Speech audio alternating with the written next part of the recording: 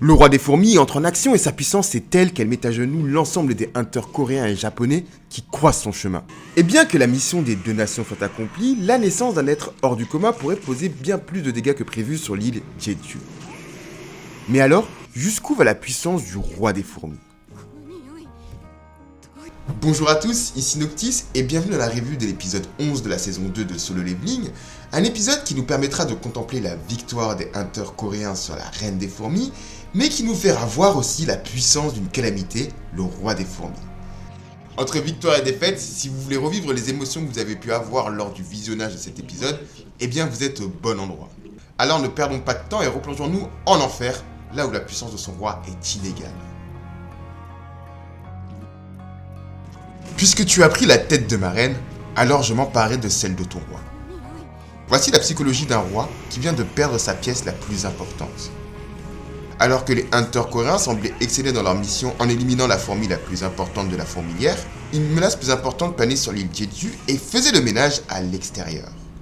Éliminant sans difficulté les hunters du Japon comme si c'était des simples fourmis, le roi des fourmis semble être l'un des êtres les plus puissants qui peuplent cette planète. Mais jusqu'où sa puissance peut-elle aller ? En effet, la présence du roi est quelque chose qui n'était pas prévu, comme j'ai pu le dire dans mes précédentes reviews. Et d'ailleurs, cet épisode sera tourné vers l'angle de l'imprévu.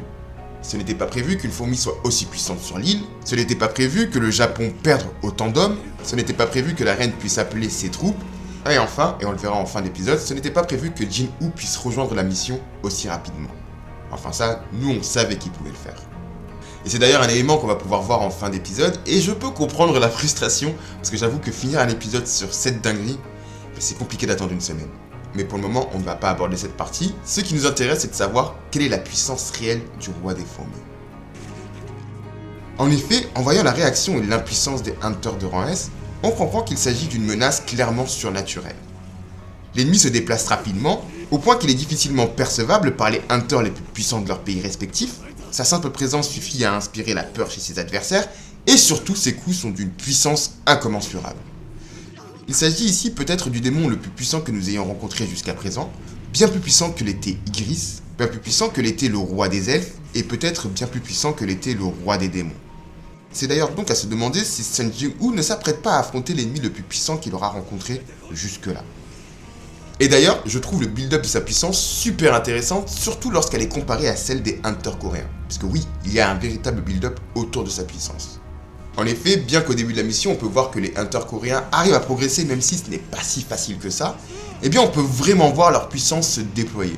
C'est d'ailleurs le cas de Baek qui va déployer sa véritable forme bestiale, montrant qu'il est clairement sérieux. C'est le cas de Cha, qu'on va voir pour la première fois combattre avec une épée.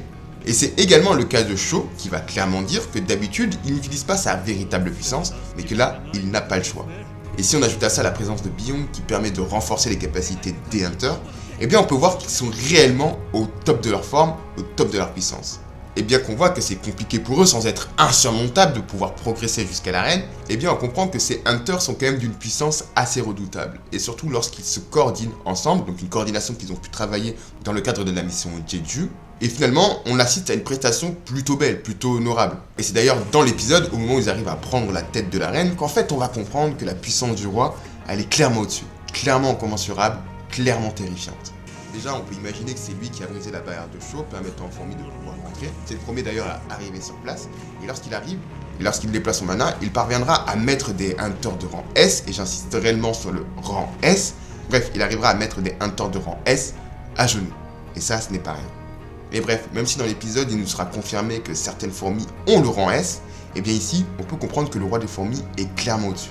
Et d'ailleurs, il est tellement au-dessus des fourmis et des hunters de rang S que lorsqu'il affrontera Goto, eh bien son aura lui rappellera celle de Jin-Woo.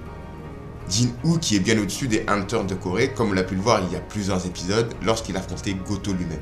Et d'ailleurs, le fait que Goto ressente cette sensation un peu inhabituelle, en tout cas qu'il reconnaisse que la fourmi soit très puissante, eh bien c'est peut-être un rattrapage du studio A1 Pictures par rapport aux précédents épisodes et au fait qu'on n'a pas pu avoir la scène, donc le dernier épisode plutôt, où Goto transpire en voyant la puissance de Sun Jin-Woo. Mais bref, quoi qu'il en soit, ce souvenir évoqué par Goto nous montre la puissance, encore une fois, du roi, qui est tout simplement du jamais vu. Et d'ailleurs, c'est encore une fois intéressant de voir que c'est la première fois que les hunters de Corée sont confrontés à des ennemis aussi puissants depuis leur dernière visite sur l'île de Jeju. Et c'est quelque chose que nous on a l'habitude de voir. Lorsque Sung Jin-woo se confronte à des ennemis bien plus puissants que lui, et on a pu le voir avec le roi des démons, eh bien on a d'habitude de cette sensation, on a l'habitude de le voir douter.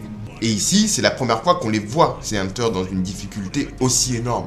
Et la question que l'on peut se poser, et sur laquelle on a la réponse dans cet épisode, eh bien c'est qu'ils n'arrivent pas forcément à surmonter ça, mais bon, ils n'ont pas non plus les capacités de Sung Jin-woo. Car oui, au-delà du simple souvenir de Jin-woo, cet épisode fera le parallèle constant avec le protagoniste de l'œuvre, nous indiquant clairement qu'il s'agit du roi tant recherché par le roi des fourmis, et cela peut d'ailleurs nous laisser songeur quant au rôle réel de Jin-woo au sein de cette œuvre. Le parallèle est d'autant plus frappant lorsque le roi affronte l'ensemble des hunters de Corée avec un clin d'œil pas trop camouflé de la scène où Jin-woo élimine les hunters qui souhaitaient l'éliminer dans le donjon de Rancé, événement que l'on a pu voir lors de la saison 1. La musique est similaire, l'efficacité des coups sont presque les mêmes, bien que ceux de Sung Jin-woo étaient moins puissants, le résultat reste quasiment la même sur ses adversaires. Bref, l'intensité de la scène reste clairement la même, sauf que cette fois-ci, on l'a vu du côté de l'antagoniste. Et on voit d'ailleurs que malgré le renforcement de Bi-young et les soins qu'il a réussi à apporter à Monsieur Ma, les hunters de Corée seront complètement dépassés par la puissance de l'adversaire, et donc chaque coup sera dévastateur. On observe également sa capacité à voir au-delà du camouflage, même si c'est quelque chose qu'on avait déjà pu observer, notamment avec le roi des démons. Et d'ailleurs, cette capacité lui permettra d'éliminer Bi-young, là il n'y a aucun doute sur son sort. Et tout ceci avant de laisser nos héros au sol, en pâture aux fourmis, avant d'aller chercher la menace la plus importante sur l'île, selon lui, celle de Goto. Et d'ailleurs, Goto va nous confirmer son tempérament hautain dans cet épisode, méprisant la mort de ses camarades en les qualifiant d'impuissants, ce qui le rend encore plus détestable. Et à cela s'ajoute la position du Japon. Ici, on apprend que le président des Hunters côté Japon demande à Goto d'ordonner à ses troupes de se retirer, laissant les Hunters coréens à leur triste sort, et surtout laissant les forces de défense au large de l'île Jeju, en pâture aux fourmis et surtout au roi des fourmis, et tout ça pour ressortir plus ou moins vainqueur de cette mission. En fait ici, il s'agit tout simplement de politique. Et à travers cette scène, on sent un positionnement assez fort de l'auteur du webtoon vis-à-vis du Japon. Alors cette position, je vais pas forcément la commenter dans cette review, mais par contre, je trouve ça super intéressant à voir, et ça peut expliquer d'ailleurs certains remaniements dans l'animé. Pour rappel, le studio d'animation est un studio japonais. Et donc on peut imaginer que ce studio ne souhaite pas dépeindre son pays en tant que méchant. Et d'ailleurs, je suis assez étonné que cette scène soit restée telle qu'elle dans l'animé. Mais bon, si on la modifie, ça va quand même faire beaucoup de modifications en très peu de temps. Mais bref, pour en revenir à la review, eh bien la question qu'on peut se poser maintenant, eh bien c'est qu'est-ce qui va se passer dans la suite des épisodes. Alors rassurez-vous, mon rôle n'est pas de vous spoiler, mais c'est tout simplement de vous donner quelques pistes par rapport aux éléments que nous avons dans cet épisode. Alors la première chose dont on se doute, c'est bien entendu que Goto ne va pas réussir à stopper le roi. Et d'ailleurs, on peut se poser la question de s'il ne va pas perdre, et même peut-être perdre la vie. Alors sur ça, j'avoue que je n'ai pas de certitude. En tout cas, le fait qu'il perde peut servir le scénario, tout simplement parce que déjà, Sung Jin-woo est arrivé sur l'île, en tout cas va arriver sur l'île, comme on a pu le voir en fin d'épisode.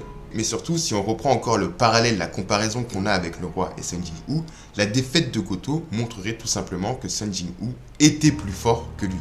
Même si, bon, on se doute que Sung Jin-woo va affronter le roi et qu'il va réussir à le battre. Donc encore une fois, une double défaite, une double preuve que Sung Jin-woo est plus fort. Quelque part, ça viendrait un peu remanier, recorriger ce qui a été oublié dans l'anime. Maintenant, en ce qui concerne l'arrivée de Sung Jin-woo, et bien comme on a pu le voir, il va arriver directement dans la fourmilière. Tout simplement parce qu'il va réaliser un échange avec l'une de ses ombres. Arrivé dans la fourmilière, on peut donc imaginer qu'il va déployer ses ombres pour pouvoir éliminer la menace. Et encore une fois, on va voir le parallèle de force entre les hunters coréens et sa propre puissance. Ici, on peut donc imaginer que le prochain épisode va se scinder en deux. Dans un premier temps, Sung Jin-woo contre le reste des fourmis et le roi contre Goto. Et puis en fin d'épisode, la rencontre des deux rois. Bref, quoi qu'il arrive, c'est tout ce que j'ai à dire cette semaine. Review un petit peu particulière, un petit peu différente de celle que j'ai pu réaliser précédemment. Mais bon, on tente de nouveaux formats pour voir ce qui marche le mieux. Bref, en attendant, n'hésite pas à me dire ce que tu as pensé de l'épisode ou de cette review en commentaire. Et si tu as aimé cette dernière, eh bien n'hésite pas à t'abonner et à liker. Ça aide toujours pour le référencement sur toute la chaîne débute. Et en ce qui me concerne, il ne me reste plus qu'à vous souhaiter une bonne journée ou une bonne soirée. Et puis, à très bientôt.